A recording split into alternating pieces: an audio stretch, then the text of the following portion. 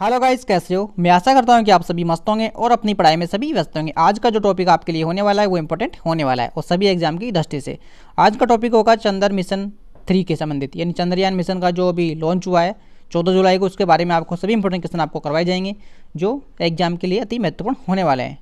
First question देखिए, Chandrayaan 3 mission director का नाम बताइए। यानी चंद्रयान मिशन 3 के मिशन का डायरेक्टर का आपको नाम बताना है। तो इसका राइट आंसर आपको बताना है। तो इसका राइट आंसर हो जाएगा मोहन कुमार। ठीक है, यानी ए इसका करेक्ट आंसर हो जाएगा। ठीक है, चंद्रयान 3 मिशन के डायरेक्टर का नाम है मोहन कुमार। ठीक है, इसके बाद आगे देखिए, इसरो ने 14 जुलाई को आंध्र प्रदेश के श्रीहरिकोटा में स्थित सतीश धवन स्पेस सेंटर से स्पेसशिप चंद्रयान 3 लॉन्च किया है। ठीक है, चंद्रयान 3 मिशन डायरेक्टर मोहन कुमार है। ठीक है, ये भी आपको ध्यान रखना है।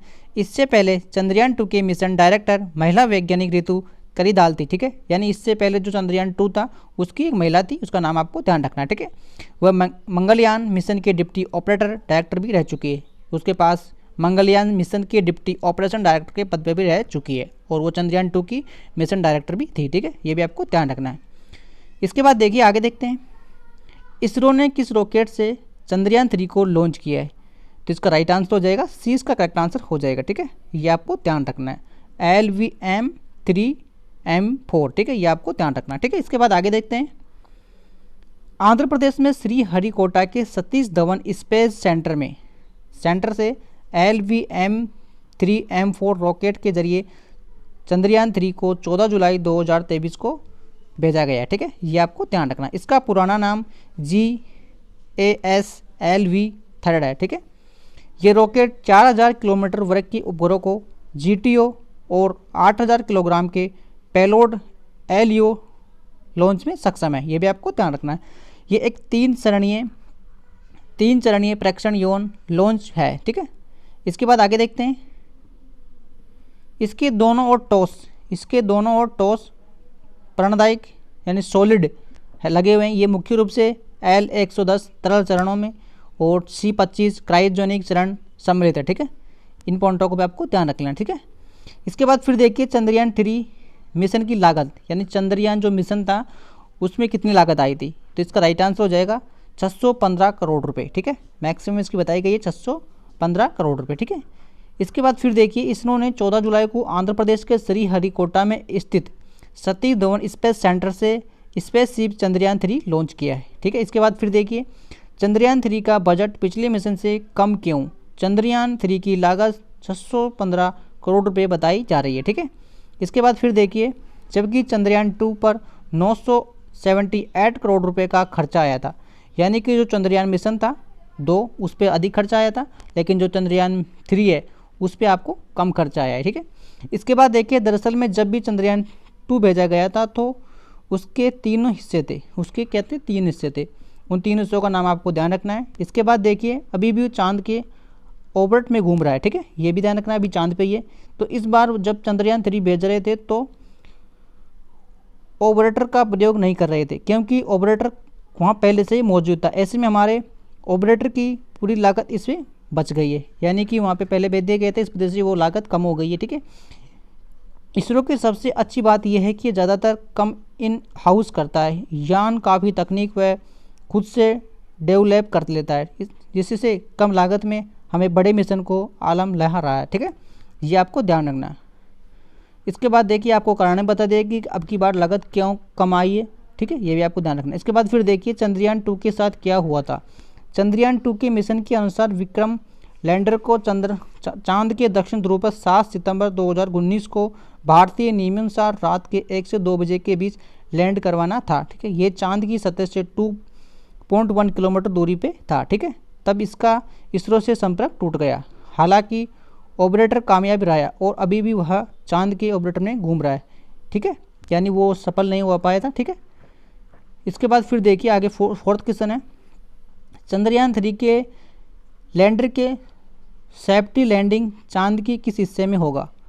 तो इसको बताना आपको दक्षिणी ध्रुव। ठीक है, इसका राइट आंसर हो जाएगा दक्षिणी ध्रुव, यानी 20 का करेक्ट आंसर हो जाएगा। फिर देखिए, इसरो ने चीफ एस सोमनाथ ने चंद्रयान 3 के लॉन्चिंग के बाद कहा है कि यान ने चंद्रमा की ओर अपनी यात्रा शुरू कर दी है। अगर सब कुछ प्लान के अनुसार हुआ तो 23 अगस्त को शाम 5:47 बजे चांद पर उतर जाएगा, ये आपको ध्यान रखना है। फिर देखिए चंद्रयान थ्री में क्या क्या है।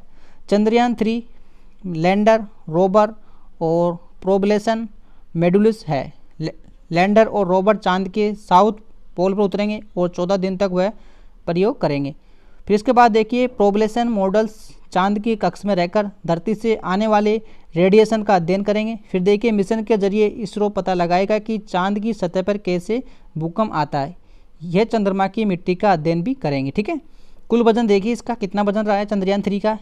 इसमें 3 एक साथ एक लैंडर, एक रोवर और एक प्रोबलेशन मेडुलस लगाया गया। इसका कुल भार लगभग 3900 किलोग्राम बताया गया। ये भी आपसे पूछा जा सकता है कि चंद्रयान जो मिशन 3 था उसका वजन कितना है, तो आपको ध्यान रखना है 3900 किलोग्राम, ठीक है। ये आपको ध्यान रखना, ठीक है।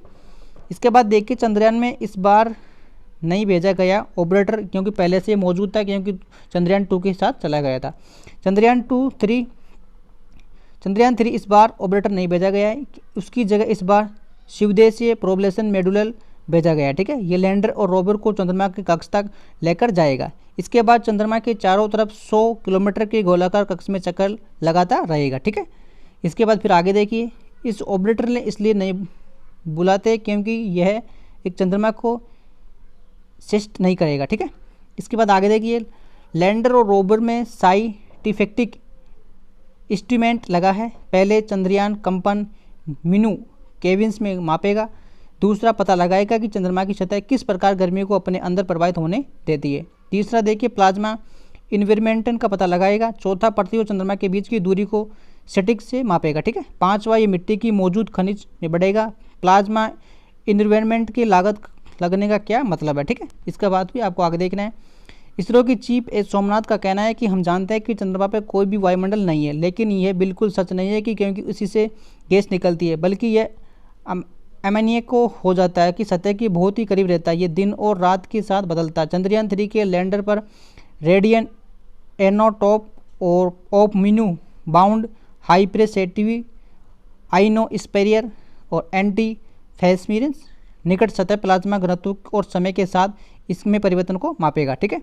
इसके बाद देखिए दक्षिण के ध्रुव को चुना गया। लैंडिंग के लिए इसरो के वैज्ञानिक चांद को एक चुनौतीपूर्ण हिस्से को चुना है, ये भी आपको ध्यान रखना है। इसके बाद देखिए चंद्रयान 3 का लैंडर चांद के उस सतह पर लैंड करेगा जिसके बारे में अब तक ज़्यादा जानकारी मौजूद नहीं है।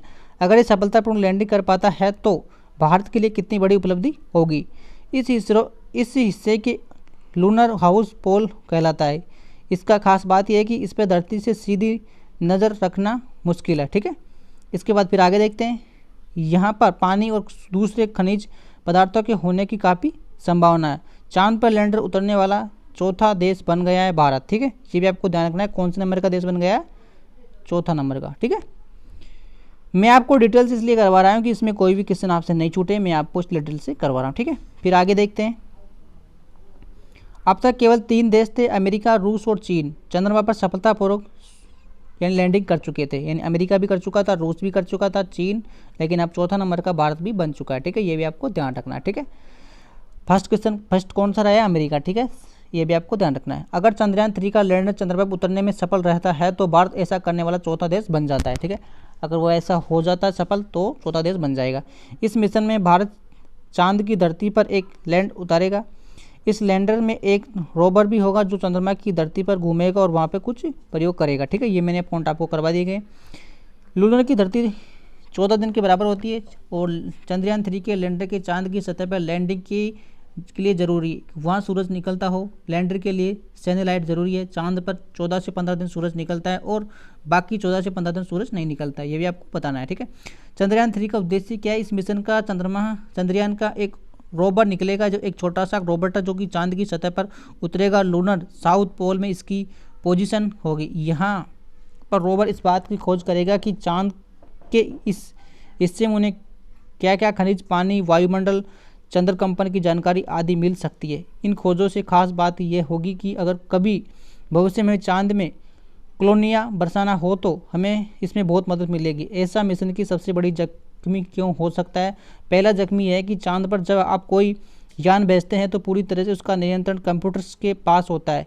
एक इंसान की तरह पर आप 4 लाख किलोमीटर दूर बैठे उसे कंट्रोल नहीं कर सकते, पर पूरी दुनिया इसे ऑप्टिफिशियंस इंटेलिजेंट की मदद से काम करते हैं। दूसरी चीज़ यह है कि चांद पर कोई भी जीपीएस नहीं है। जैसे हम धरती पर कोई भी गाड़ी चलाते हैं तो जीपीएस की मदद से कई जानकारी हमें मिल जाती है।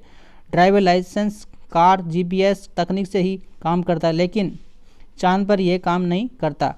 वहाँ आपको पता नहीं चलेगा कि आप कहाँ पर है, किस हिस्से में, कितनी दूरी। इन सभी चीज़ों का अनुमान उन्हें ऑन बोर्ड रिसर्च से लगाना होगा। अच्छी बात यह है कि इस बार इन सभी चीज़ों का ध्यान में रखा गया है। महत्वपूर्ण बातें देखिए, चंद्रयान 3 कब लॉन्च किया गया था? 14 जुलाई 2023 को लॉन्च किया गया था। किस रॉकेट से लॉन्च किया गया था? लॉन्च का नाम आपको ध्यान रखना है, LBM-3 है। चंद्रमा पर कब उतरेगा? 23 अगस्त को चांद पर उतरने की उम्मीद है। चांद पर कहाँ उतरेगा? तो चांद के ये दक्षिण ध्रुव पर उतरेगा, ठीक है। इसरो के चीफ कौन है? एस सोमनाथ हो जाएंगे, ठीक है। आगे देखिए 5 नंबर का क्वेश्चन, पैरा एथलेटिक विश्व चैंपियन 2023, पैरा एथलेटिक विश्व चैंपियन 2023 निशोद कुमार कौन सा पदक जीता है? तो सिल्वर हो जाएगा। ये आपके अगला क्वेश्चन हो गया। चंद्रयान 2 की जो भी क्वेश्चन 3 के जो भी क्वेश्चन थे वो मैंने आपको करवा दिए गए। ये अलग टॉपिक है, इसमें ये अलग करंट अफेयर है, ठीक है। इनके बारे में आपको कल करवाऊंगा। आज का वीडियो यहीं खत्म करता हूँ। चंद्रयान 3 के बारे में क्वेश्चन इसमें लिए गए थे, ठीक है। आज का वीडियो यहीं खत्म करते हैं। मैं आशा करता हूँ कि आपको सभी अच्छे से समझ आ गया होगा। आज के लिए थैंक यू, ठीक है।